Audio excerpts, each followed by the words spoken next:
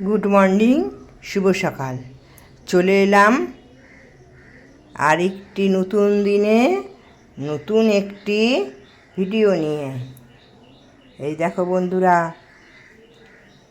দেখবে গোমাতাকে ফুল দেওয়া হয়নি। এই দেখো বন্ধুরা, কত ফুল। এই দেখো, এই কলকে ফুল, এই সাদা ফুল আছে, সাদা ফুলের মালা করব।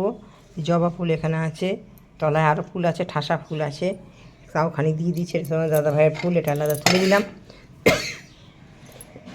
এটা রয়েছে, এখানটায় রয়েছে, হ্যাঁ, তুলসী পাতা রয়েছে, তুলসী পাতাগুলো, বেলপাতা, গোলাপ ফুল, প্রচুর ফুল পেয়েছি, প্রচুর ফুল আজকে পেয়েছি।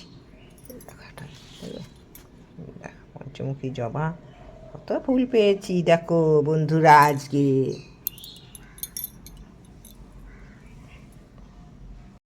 এ দেখো বন্ধুরা, চলে এলাম সবুজ শাড়ি, এই যে সবুজ শাড়ি, আর এই সবুজ চুড়ি, সবুজ চুড়ি দেখা যাচ্ছে, সবুজ চুড়ি পরে নিয়েছি। একদিন জয় দুর্গাতলা দেখিয়েছিলাম, আজকে শালুকেশ্বর, এই শিবটার নাম হচ্ছে শালুকেশ্বর। এই পুজোটা দিয়ে আসি ভোলা মহেশ্বরের। এখন রান্না চাপাইনি, এসে রান্নাটা চাপাবো। চলো। ओम नमः शिष्टादि पारु तदादि समाजितम मध्यम शिष्टादि पारु ओम नमः शिष्टादि पारु ओम शिवाय ओम ओम महादेवतादि पारु। এই দেখো বন্ধুরা, আজকে আবার তৈরি হয়ে গেছি।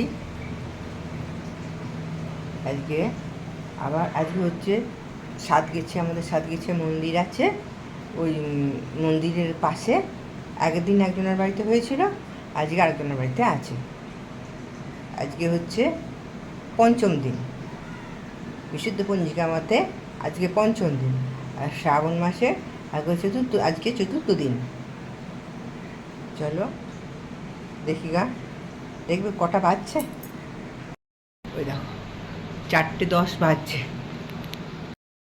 4:10 বাজছে। 4:30টার সময় বেরোবো, তারপর দেখি 4:30 না, 4:20-25 বেরিয়ে যাবো। ওখান থেকে সব হাঁটতে করতে করতে যাওয়া হবে, হেঁটে হেঁটে ওখানে গিয়ে আবার ইয়ে করা হবে।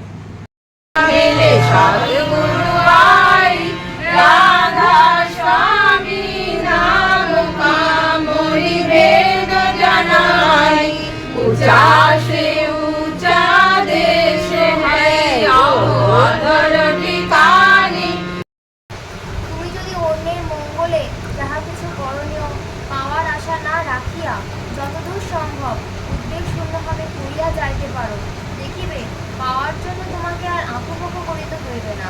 পাওয়া তো আসিবেই, তোমার মনের অন্তরিক্ষে কে যেন গাহিয়া উঠিবে, স্বস্তি স্বস্তি।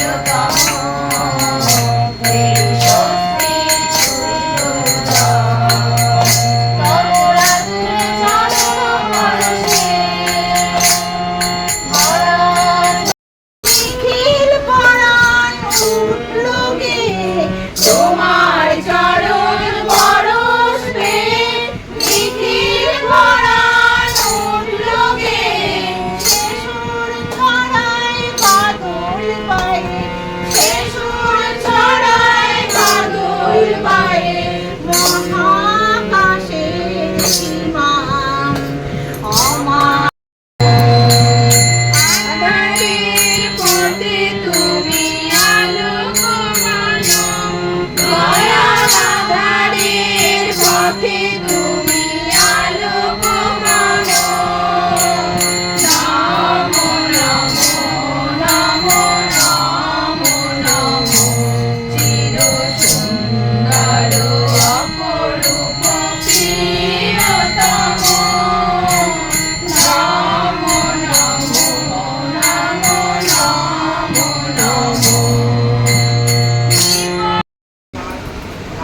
পরম আরাধ্যা জগৎ জননী চন্দ্রনায় আমার পরম পূজ্যপাদ বরদার চরণে জানাই পরম পূজ্যপাদ আচার্য দেবের চরণে জানাই আমার ঠাকুর পরিবারের চরণে জানাই আমার এখানে সকল উপস্থিত সব মায়েদের জানাই আমার আনন্দিত জয়।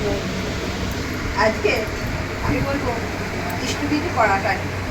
আমরা সকালবেলায় উঠে যখন তখন উঠলাম, ঠাকুরের চরণের কাছে একটা টাকা নামিয়ে দিলাম, কোনো রকম তাড়াতাড়ি করে করে নিলাম, হয়ে গেল। আবার কেউ কেউ ভাবি হয়তো আমি থাক গোটা মাসে একবারে পাঠিয়ে দেবো তাহলেই হয়ে যাবে, কিন্তু সেটা না। ঠাকুর আমাদের কাছে টাকা চাননি।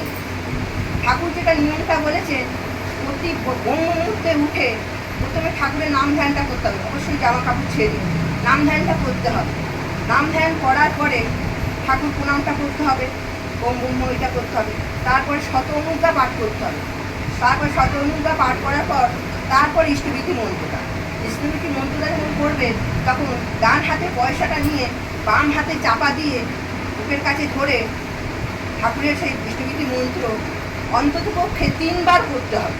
কেননা আমরা এমন আমাদের মনের এমন অবস্থা না যে একবারেতে সেই মন্ত্র আমাদের ঠাকুরের সঙ্গে আমরা সেই মন পৌঁছে যাব। সেই জন্য কমপক্ষে অন্তত 3 বার করতে হবে। আর এই মন্ত্র পাঠ করে তারপরে ভাতৃভোজ্য ভোজ্যের জন্য কিছু রাখতে হবে। আর এই মন্ত্রটা পাঠ করার সময় যখন আমরা ইষ্টবিধিটা করবো, তারপর ঠাকুর প্রণামটা ঠাকুর ইষ্টমন্ত্র জপ আবার করবো। কিন্তু এই যে করছি এর জন্য কিন্তু ঠাকুরের কাছে কিছু আশা নিয়ে নয়, নিঃস্বার্থভাবে ঠাকুর তোমার জিনিস তোমাকেই আমি দিচ্ছি, ঠাকুর তুমি গ্রহণ করো, আকুলভাবে প্রার্থনা করে ঠাকুরের কাছে নিবেদন করতে হবে। এই একটা কথাই গোবিন্দা বলেছেন যে নিঃস্বার্থভাবে ঠাকুরকে দিতে হবে।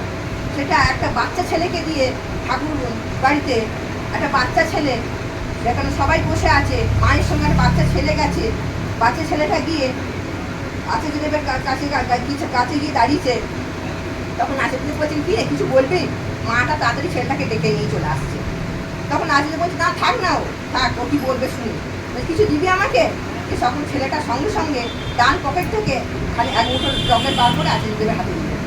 তারপরে বলছে, আর কিছু দিবে? তখন বাঁ পকেট থেকে আবার খানিকগুলো চকলেট বার করে আচার্যদেবের হাতে দিল। তারপরে আবার বলছে, আর কিছু দিবি নাকি? বলছে, তখন পকেট থেকে খানিকগুলো চকলেট বার করে আচার্যদেবকে দিল। তারপর বলছে, আর কিছু দিবে? তখন মুখ থেকে চকলেটটা বার করে আচার্যদেবের হাতে দিতে যাচ্ছে। বলছে, না না না, ওটা তোর থাক। দিয়ে আর চকলেটগুলো নিয়ে আচার্যের পাশে রেখে দিল। দিয়ে আচার্যদেব সেই মুহূর্তে সব চারিদিকে যেন স্তব্ধ হয়ে গেল। তাই গোবিন্দা বলছেন, এটাই হচ্ছে নিঃস্বার্থ দান। আর নিজেকে নিঃস্বার্থভাবে নিজেকে যতটুকু পারছি আমি নিজে সম্পূর্ণভাবে ঠাকুরের কাছে দান করে দিচ্ছি। মানে কোনো কিছু একটু অল্প রেখে না, যে আমি এতটা রেখে আমি দেবো। সে বাচ্চা ছেলেটা, সে ছোটো শিশু, সেও সমস্ত কিছু নিঃস্বার্থভাবে সে দিয়ে দিয়েছে। মানে যতটা পেরেছে সে সবটুকু ঠাকুরের কাছে দিয়ে দিয়েছে। এইভাবেই ঠাকুরের কাছে কিছু আর ওই বাচ্চাটা নিশ্চয়ই কোনো আশা রাখেনি, নিঃস্বার্থভাবে সে আর ঠাকুরকে সব দিয়েছে। এইভাবেই আমাদের ঠাকুরকে দিতে হবে। যতটা সম্ভব আমরা ঠাকুরকে দেবো, কোনো স্বার্থ না, কোনো নেপে না, কোনো কিচ্ছু না। এই বলেই আজকে সব এখানকার বাড়ির সকলকে মঙ্গল কামনা করে আমার ইষ্ট প্রসঙ্গ এখানে শেষ করলাম। জয়।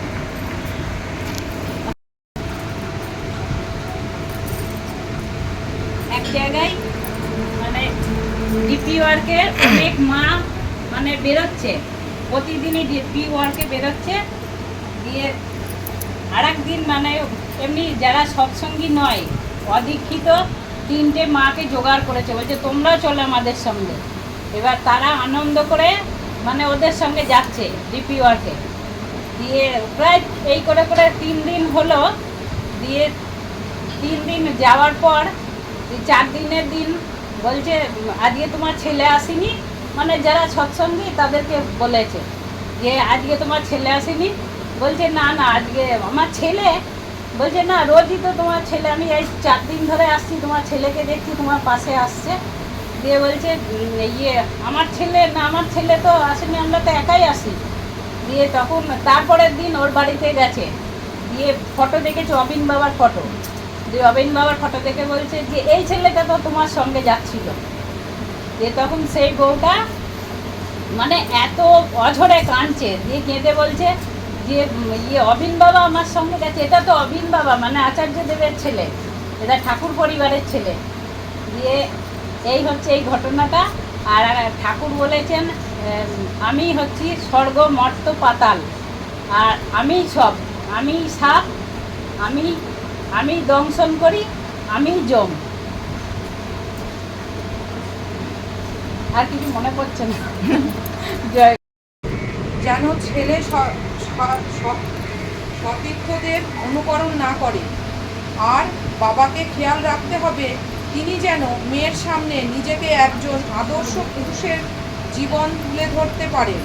এইভাবে বাবাকে তার জীবন নিয়ন্ত্রণ করতে হবে, কারণ একজন মেয়ে পুরুষ কেমন হয় সেটা প্রথম চিনতে শেখে তার বাবাকে দেখে, আর ভবিষ্যতেও সে সমস্ত পুরুষকেই এই বাবার মধ্যে দেখায় প্রথম পুরুষের নিরিখে চিনতে জানতে বুঝতে বিচার করতে চেষ্টা করে, তাহলেই কোনো সমস্যা থাকে না।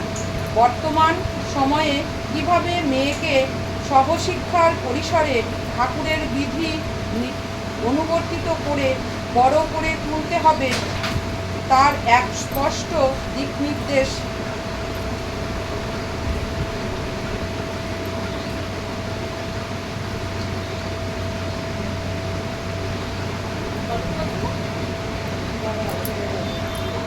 শ্রাবণ মাসে শ্রাবণ পরিক্রমার উদ্দেশ্য। শ্রাবণ মাস এমন একটি মাস যেটা খুবই শুভ এবং খুবই কি বলবো মঙ্গলময় একটি মাস। এই মাসে শ্রী শ্রী বড়মার জন্ম মাস।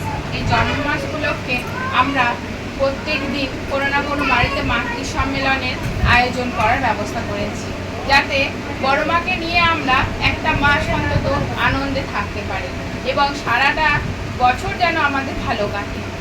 তা একটি ছোট্ট ঘটনা বলি। একজন ইংরেজ ইংল্যান্ডে থাকে, সেখানে তার প্রচুর ব্যবসা করেন, জাহাজ, অনেক বড় বড় জাহাজ আছে, অনেক কিছু আছে, তার অনেক টাকা পয়সা, অনেক কোম্পানি বড় বড়, সেই সবের মালিক। কিন্তু তিনি তার পাড়া প্রতিবেশীর সাথে প্রচুর খারাপ সম্পর্ক, সবার সাথে মামলা মোকদ্দমা, পাড়া প্রতিবেশীর সাথে, স্ত্রীর সাথে ডিভোর্সের কথাবার্তা চলছে, কারোর সাথে সম্পর্ক ভালো নেই। তার একজন বাঙালি অ্যাসিস্ট্যান্ট ছিল। সেই বাঙালি অ্যাসিস্ট্যান্টের সাথে যখন কথা বলতেন, তখন বাঙালি অ্যাসিস্ট্যান্টের সাথে যখন এই দুঃখের কথা বলতেন, তখন বাঙালি অ্যাসিস্ট্যান্ট এই ঠাকুরের কথা তাকে শোনাতেন। তখন যখন বলে যে আমার এই সমস্যা, তখন বাঙালি অ্যাসিস্ট্যান্ট বলে যে আপনি একবার চলুন না দেওঘরে, ঠাকুরের সাথে একটু কথা বলবেন, দেখবেন আপনার সমস্ত সমস্যার সমাধান পেয়ে যাবেন। বলছে ঠাকুরের সাথে কথা বলবে, উনি আমার কি সমস্যার সমাধান করবেন? ঠিক আছে, উনি যা চাইবেন আমি তাই দেবো, আমাকে নিয়ে চলো, আমি আর এই যন্ত্রণা আমি আর পাচ্ছি না, আমার এত কিছু রয়েছে, এত টাকা পয়সা ধন সম্পত্তি, কিন্তু আমার মনে শান্তি নেই, আমি কি করলে শান্তি পাবো? তা তিনি সুদূর ইংল্যান্ড থেকে দেওঘরে এসেছেন। দেওঘরে এসে ঠাকুরের সামনে এসে বসেছেন, বিয়েতে গেছেন, ঠাকুরের সামনে বসার আগে সেলুনে গেছেন একটু চুল কাটতে, একটু সুন্দরভাবে যাতে নিজেকে পরিবেশন করা যায়, সবাইকে দেখেছেন এখানে এসে এখানকার মানুষের মতো সভ্যভদ্র হয়ে যাবেন।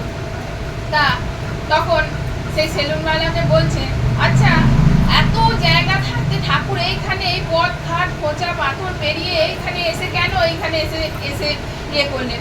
উনি তো আমাকে বলতেই পারতেন, আমি ওনাকে সমস্ত কিছু ব্যবস্থা করে ওইখানে নিয়ে যেতাম, আমাদের ইংল্যান্ডে নিয়ে যেতাম, তা ওইখানে উনি কেন গেলেন না? ওখানে গেলে খুব ভালো হতো, আমাদেরকে তাহলে এত পাথর পথ ঘাট কাদা মাটি জল পেরিয়ে আসতে হতো না। তখন সেলুনওয়ালা বলছে, দেখছেন এই মাতৃভূমি, এই ভূমি, ভারতবর্ষের এই ভূমি কতটা উন্নত, কতটা পবিত্র, যে ঠাকুর এই ভূমিতে জন্মগ্রহণ করেছে, যে ঠাকুর এই ভূমিতে এসেছেন, এই ঠাকুরের জন্য সকলকে এই ভূমিতে আসতে হয়। তা তখন সেই কথাটি শুনে ব্রিটিশ ভদ্রলোক মনে মনে বললেন, বাবা একটা সেলুনওয়ালার মুখে এরকম কথা হলে ঠাকুরের মুখে এরকম কথা থাকতে পারে। তা তিনি ঠাকুরের কাছে গেছেন, গিয়ে তার সমস্যা বলেছেন এবং বলেছেন, ঠাকুর আমাকে আমার সমস্যার সমাধান করে দিন, আপনি যা চাইবেন আমি তাই দেবো আপনাকে। ঠাকুর বলছেন 3 বার সত্যি করে বল যে আমি যা চাইবো তাই দিবি। বলছে হ্যাঁ আমি যা চাইবেন তাই দেবো। বলছে ঠিক আছে, তুই সবার প্রথমে এখান থেকে যাবি, গিয়ে তোর স্ত্রীর কাছে যাবি, গিয়ে বলবি আমি আর ডিভোর্স করবো না, আর এই মিষ্টি 1 প্যাকেট মিষ্টি নিয়ে যাবি, বলবি ঠাকুর বাড়ি থেকে নিয়ে এসেছি, আর তোর শ্বশুর বাড়ির লোকজনকে একদিন নিমন্ত্রণ করে খাওয়াবি, আর পাড়া থেকে সবাইকে বলবি যে আমি তোমাদের সবার মামলা মোকদ্দমা যা কেস কাবাডি ছিল সব তুলে নিলাম, সবাইকে একদিন নেমন্তন্ন করে খাওয়াবি, আর বউ ছেলে সংসার নিয়ে আমাকে প্রত্যেক মাসে একটা করে চিঠি দিবি যে আমি ভালো আছি, আমি সুখে আছি, এইটাই আমার পাওয়া, আমার আর কিছু চাই না। তো সেই কথা শুনে তো ব্রিটিশ ভদ্রলোক একদম মুগ্ধ হয়ে গেলেন, তিনি অবাক হয়ে গেলেন যে ঠাকুরের আর কিচ্ছু চাই না, উনি এইটুকুতেই খুশি, ঠিক আছে তাই হবে। তখন তিনি তাকে কথা দিলেন, হ্যাঁ ঠাকুর আমি তাই করব। তা তিনি সেখানে গেলেন, সেখানে দেশে ফিরে গেলেন ইংল্যান্ডে, সেখানে গিয়ে ঠাকুর যা যা বললেন তাই করলেন, এবং স্ত্রী সমস্ত সকলকে নিয়ে আনন্দে সুখে তিনি ঠাকুরকে প্রত্যেক মাসে একটি করে চিঠি দিতেন যে ঠাকুর আমি ভালো আছি, আমার মনে শান্তি এসেছে, আমার কোনো কিছুর আর দরকার নেই ঠাকুর, আমি এতেই খুশি। তো সেই চিঠি পেয়ে ঠাকুর এত খুশি হতেন যে যা তাও কিছু না কিছু মানুষকে আমি এই পথে আনতে পারছি, সত্য পথে আনতে পারছি, সতের পথে আনতে পারছি। তা এত খুশি হয়েছে ঠাকুর যে আমার সোনা গয়না ধন দৌলত টাকা পয়সা আমায় ভরিয়ে দিতে হবে না, তোরা সুখে থাকলেই আমরা সুখী।